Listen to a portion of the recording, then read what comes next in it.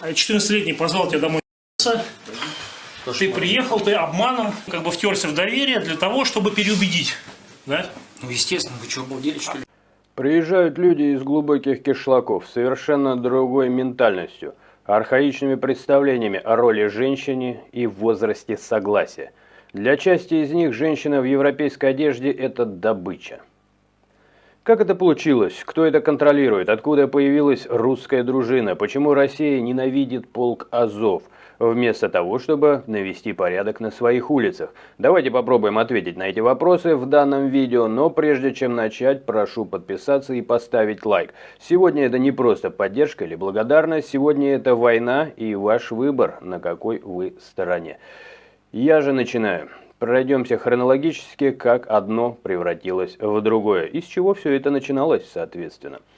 Пройдемся по этой истории шаг за шагом, от событий конца 2000-х до сегодняшнего дня. Все началось не на пустом месте. В конце 2000-х, начале 2010-х в Москве и других крупных городах разворачивалась серьезная уличная конфронтация.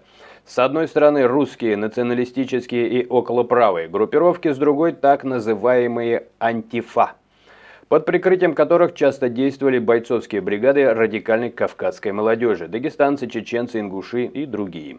Они заявляли о борьбе с фашиками, но на деле это была жесткая борьба за контроль над районами, рынками, улицами. Яркий пример – события декабря 2010 года. После трагедии с болельщиком «Спартака» Егором Свиридовым, которого застрелили на Кронштадтском бульваре, выходцы с Кавказа, в Москве вспыхнули массовые акции. Тысячи людей вышли на Манежную площадь. Власть увидела в этом серьезную угрозу. Вместо того, чтобы разбираться с причинами этнической преступности, сделали ставку на зачистку именно русского националистического движения. Почему? Потому что эти силы могли реально мобилизовать сотни тысяч под поднятыми лозунгами «Хватит кормить Кавказ», «Россия для русских», «Прекратите беззаконие на улицах». И это уже выходило в большую политику практически. Больше того, они ведь были легитимным местным населением. В те годы активно работал Максим Марцинкевич, давайте вспомним эту фигуру, по прозвищу Тесак. Он и его соратники снимали видео, где фиксировали случаи уличного хулиганства и других проблем со стороны приезжих. Его проект «Формат 18» и «Окупай педофилия» набирали огромную популярность. Но вместо системного решения проблемы начали давить именно на самих активистов и на самого Марцинкевича. С Марцинкевичем очень важно помнить факт его последней, скажем так, его действия, его расследование, которое привело к тому, что сегодня его среди живых нет. И я думаю, что это была последняя капля, точка кипения, когда он поймал Каминова. Тот был судебным приставом. Больше того, я в дальнейшем поковырялся, довольно странные там были совпадения. Он все время ходил, ну такая, знаете, свой клан, свои близкие люди. Это Собянин, Каминов и Замородских. И они пришли, когда приехал Собянин. Почему-то его нашли действующая власть. Путин прямо его хвалил. Это очень хороший хозяйственник. Хозяйственник он ужасный, достаточно посмотреть в Тюмень, в подъезде, как выглядит обстановка, где пропала Настя Муравьева. Я расследовал это дело и достаточно подробно ознакомился с его способностями как хозяйственника. Есть только не считать новые построенные дома, что любят поставить в пример хозяйственности. Но новый дом, он всегда новый дом и новый дом. Увы, там старого хватало и недоброго. Так вот, когда приезжала вот эта группировка, Собянин и его друзья, которые и попались на ловушку Марцинкевича, который ловил на подставных несовершеннолетних, кто придет, кто с ними договаривается в сети, и там они делали засады, они поймали вот этого Каминова.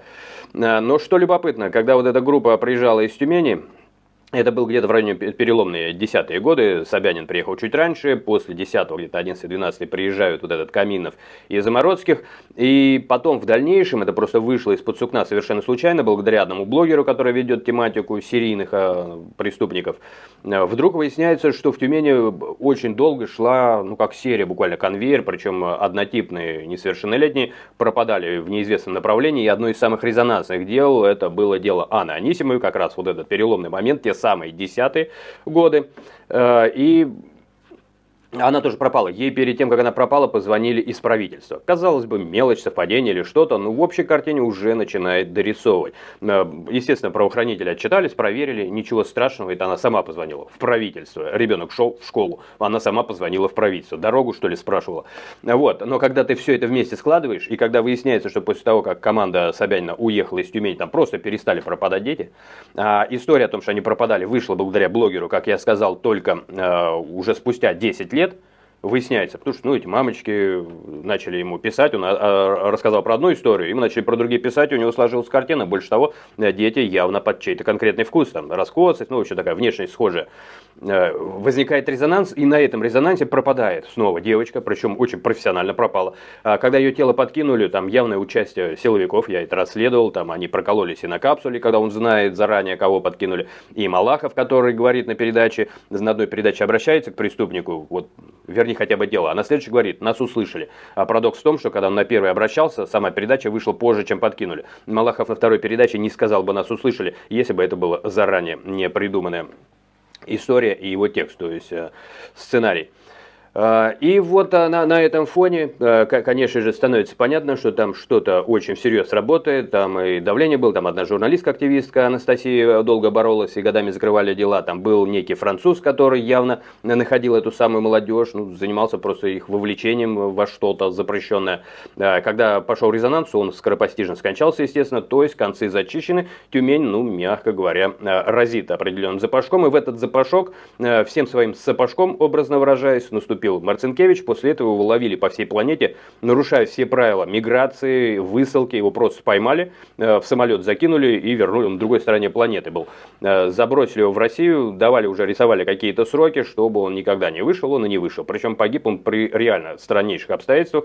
Вот там было официально заявлено, что он сначала зарезался, потом повесился, 10 предсмертных записок как минимум написал, это вот только то, что публиковалось. То есть пытались все это замять, его боялись как огня действующая власть. Я напомню, что, кстати говоря, во время сдачи полка Азов некоторые уходили с татуировками лица Марцинкевича. Он был серьезным лидером, и это надо учитывать. Однако вернемся, как говорится, к предмету рассмотрения. С середины 2010-х движение было практически уничтожено под корень. Запрещали организации ДПНИ, русские, Борн и многие другие. Недавно интервью сделала Собчак с девушкой, которая была в Борне, с явным давлением, но она только вышла, может и назад вернуться, так же, как и Марцинкевич, как говорится, дело и на коленке нарисовать можно. И она, на нее давила, что так пытались преподнести это интервью, что вот этот Борн, это просто отморозки, убивали всех подряд. На самом деле, если быть совсем честными, скорее велась, практически это можно было бы назвать гражданской войной. Там стреляли в обе стороны, и были те, кто прикидывались адвокатами, антифа, вот это мы сейчас с вами и разбираем. Было ли это вообще антифа, и является ли это антифа сегодня, потому что ведь это все прикочевало и в сегодняшний день. Борн и многие другие лидеры получали реальные сроки. Александр Белов, Дмитрий Демушкин и другие. А потом пошли еще более тяжелые истории. Последователи Марцинкевича находили повешенными в лесах Подмосковья. В 2020 году сам Тесак погиб в СИЗО Челябинска при крайне подозрительных обстоятельствах. Артем Костылев, один из его соратников, был найден мертвым в лесу под Красногорском. Такие случаи создавали ощущение целенаправленного давления. Часть русских радикалов, которых продолжали преследовать, в итоге уезжали в Украину и вливались в разные формирования, включая полк Азов. Кстати говоря, во время интервью с Собчак это тоже звучит, но вот эта вышедшая девушка, которая, так ли она свободно сейчас высказывает свои мысли, она говорит, да, туда уезжали, полк Азов она вообще не произносит, но придавая этому вид, что плохие туда уехали. Может быть, не знаю, делайте свои выводы. Там они видели возможность продолжать борьбу в своем понимании, преследование внутри страны частично толкнуло людей в этот конфликт, пока зачищали русский радикализм внизу, после полностью само поле, улица, грубо говоря, освободилась. Свято место пусто не бывает. На это место в 10-е и особенно в 20-е хлынул многомиллионный поток мигрантов из Центральной Азии. В основном из Узбекистана, Таджикистана и Киргизии. Сейчас и другие страны дополняются, из Индии пытаются завозить, из Афганистана. Здесь очень важно сделать ставку на то, что везут именно мусульман, причем таких архаичных, скажем так. Система, по сути, к этому оказалась абсолютно не готова, конечно же. Они просто кого-то боялись и с ним боролись. В то время они, я бы это назвал эффектом китайских воробьев, когда в Китае в 50-х годах перебили всех воробьев, потому что они зимой ели зерно. Но проблема в том, что забыли подумать о том, что летом они ели саранчу. И поэтому, когда популяция была выведена полностью, даже у Советского Союза потом завозили воробьев. У них начался самый страшный голод за всю историю китайского вообще существования Китая. Именно потому, что они уничтожили баланс Да, воробьи плохие зимой, они едят зерно. Но есть определенный свой природный баланс, неизбежное зло, как я это иногда называю, но продолжим. Вспомним конкретные резонансные случаи, которые тогда вспыхнули, всколыхнули, всерьез взорвали общество. 8-й год, например, в Москве произошла трагедия с 15-летней школьницей Анной Бишновой в Можайском районе. Явно затормозили это дело, но в дальнейшем с адскими своими методами, опять же, вмешались. Тот самый Борн, кстати говоря, там звучал. Это стало одним из символов тех лет.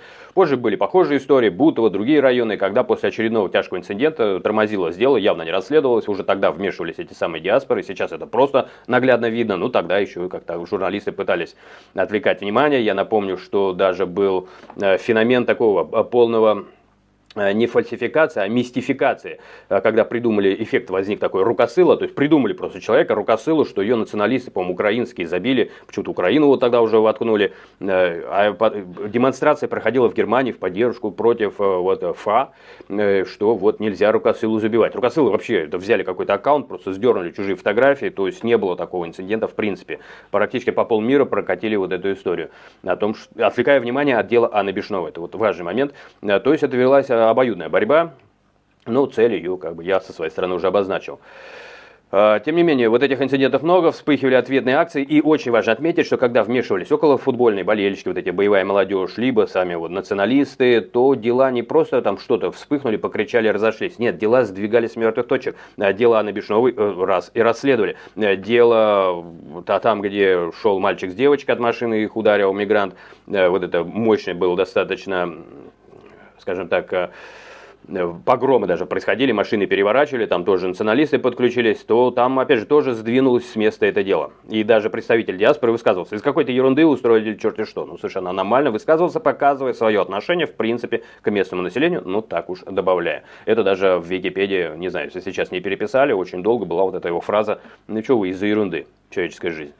Но едем дальше. Националисты тогда еще могли организовать ответ, но с каждым годом таких возможностей становилось, конечно же, все меньше. К 20-м годам уличный баланс сил исчез полностью. Диаспоры превратились в мощные, хорошо организованные структуры, так называемые антифа. Во что же они превратились? Они научились решать вопросы по своим понятиям, выкупать своих через коррупционные связи, заносить в нужные кабинеты. Представители власти, боявшиеся в первую очередь политического вызова от своих же граждан, фактически открыли двери для массы, которая оказалась слабо совместимо с местными нормами.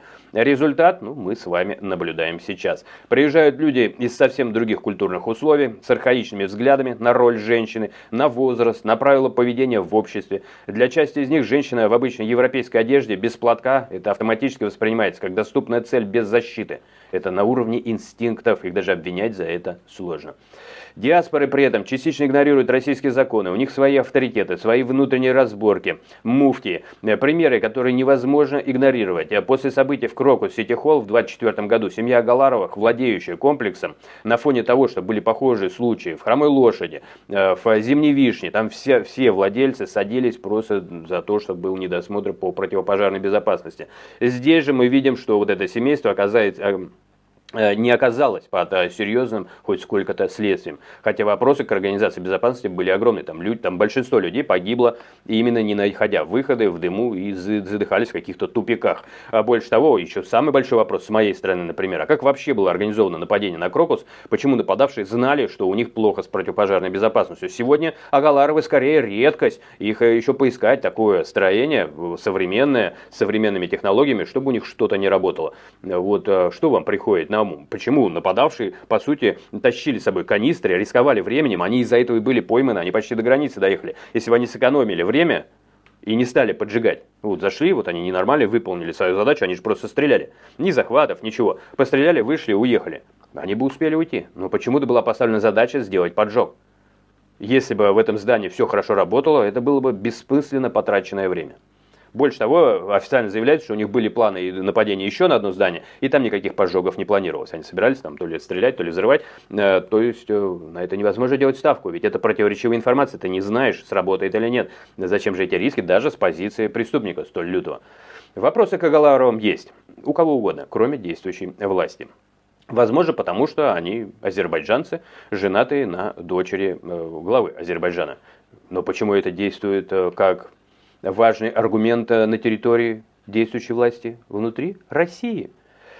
Таксист, давайте еще вспомним пример, достаточно резонансный, который затащил девушку несовершеннолетнюю к себе в квартиру, в итоге получает, ну и совершил преступление, естественно, получил всего 3,5 года общего режима, и не так он это получил, он сначала получил 8 лет, если так чуть длиннее рассказать эту историю, а потом, когда резонанс спал, это дочь военнослужащего была еще к тому же на фоне, да, так и сегодняшних обстоятельств, ему просто поменяли статью, то есть, вот, чтобы он только что не из зала суда ушел от ответственности, а это особо тяжкие преступления против несовершеннолетней, сами понимаете, какое преступление было, ну, по счастью, она хотя бы жива осталась. Такие мягкие приговоры при тяжелых обстоятельствах стали практически нормой на сегодняшний день. Это я только отдельный привожу. Я могу и Агафонова вспомнить, это давние дела, еще когда все это зарождалось. Постоянно появляются сообщения о нападениях на девочек, молодых женщин в разных регионах, и не только молодых, на пенсионеров нападают. Там то есть, совершенно здоровая культура, которую трудно, наверное, понять. Статистика Следственного комитета за 2025 год показывает рост количества преступлений, совершенных иностранцами, выросло на 10-15%, особенно тяжких, и в отношении несовершеннолетних на 20-38% по отдельным категориям. Все это прямое следствие той самой стратегии, по крайней мере, я делаю такой вывод. Если вы найдете какой-то другой вывод и какую-то другую причину, пишите, не стесняйтесь. Власть своими руками создала демографический и правовой вакуум, а потом получила гигантскую, плохо управляемую и часто агрессивную массу внутри страны. Теперь, в 2026 году пытаются судорожно исправлять ситуацию. Нормальных работающих институтов нет, полиция коррумпирована, суды во многом просто декоративны, поэтому решили искусственно организовать правое движение через русскую дружину и русскую общину. Создают ручных патриотов. Ну, боюсь я, что так не работает. Хотя, ну, давайте посмотрим, как будет дальше. Которые ходят за полицией, как на веревочке, проводят показательные рейды, показательные. Марцинкевич не показательный, Марцинкевич, как пример, да, для сравнения. У него была главная задача – поймать извращенца. Он делал эти самые, да, то есть ловил на живца, что называется. А здесь ходят за полицией. Зачем за них ходить-то? Она и сама ходить умеет. Ну вот это что у меня, по крайней мере, вызывает сомнения. Хотя, еще раз, не знаю, может быть, власть действительно пытается реанимировать, как китайские воробьи, завести воробьев, которых сами же уничтожили. Не знаю, посмотрим, во что это выльется. Которые ходят просто за полицией, проводят показательные рейды. Это есть место. На них, кстати говоря, тоже есть атаки тех, кто, ну я бы так сказал, крышуется товарищами Северного Кавказа, такие как Собчак, например, это мое глубочайшее убеждение, или Пугачев. Но этому есть подтверждение еще во время противостояния с Сильвестром, такой ночной губернатор Москвы. Ну, едем дальше, сейчас не будут такие маленькие кирпичики, из чего в принципе складывается моя точка зрения, моя убежденность, мои выводы. Ну, пишите опять же свои, потому что, ну, все-таки... человеку свойственно ошибаться. Может быть, я неправильно делаю выводы. Короче говоря, создают видимость пока что порядка, но люди видят реальную картину. Это как пытаться заткнуть прорыв, по сути, довели-то уже до прорыва, по сути, канализации, которую пытаются заткнуть какой-то картоночкой красивой. Масштаб уже такой, что эти меры вызывают только горький смех, по крайней мере, у меня, как у вас, пишите. Это не просто про мигрантов, это про политическую спекуляцию, за которой обычные люди потом расплачиваются своей безопасностью, спокойствием. Страна утечкой мозгов расплачивается, потому что когда напал киргиз на студентку медика, которая могла вам принести избавление от болезней, может быть, что-нибудь изобрела бы. Она еле отстрелялась баллончиком, никакого всерьез расследования. Ну, расследование, конечно же, есть, когда она отстрелялась. Как вы думаете, будет она в этой стране работать? Я не знаю, если будет она героиней, ну, ведь явно же делается не в интересах страны. То, что все это попускается, допускается, и вести продолжают. Такие же эксперименты мы видели, кстати говоря, в других странах. Давайте не будем уж совсем пугать и ругать Россию.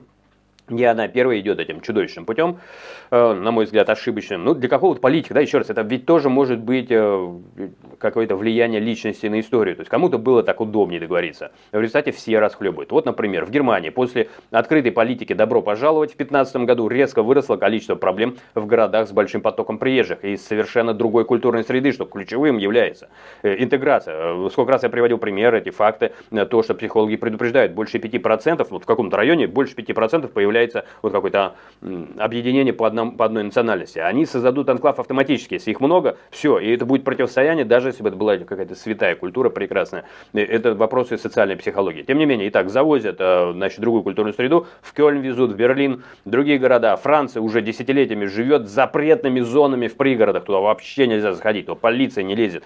Полиция фактически не контролирует эту ситуацию. Швеция, которая когда-то была одним из самых безопасных обществ. Спасибо блогерам, ездят, показывают эту Швецию, вздрагиваешь. Там там просто таборы на улицах сидят, но теперь она, давайте мягко скажем, сталкивается с ростом уличного насилия, параллельных структур. Я бы добавил еще запрещенные вещества, все то, что с собой везут вот эти неконтролируемые. Дело в анклавах, не в том, кто и откуда едет. Анклав создается, он противопоставляется действующей власти, структуре, системе, культурной системе. Автоматически, еще раз, это социальная психология, это будет происходить всегда, кто бы то ни был. Русских забрось куда-то, украинцев забрось, таджиков, киргизов, не знаю, афганцев.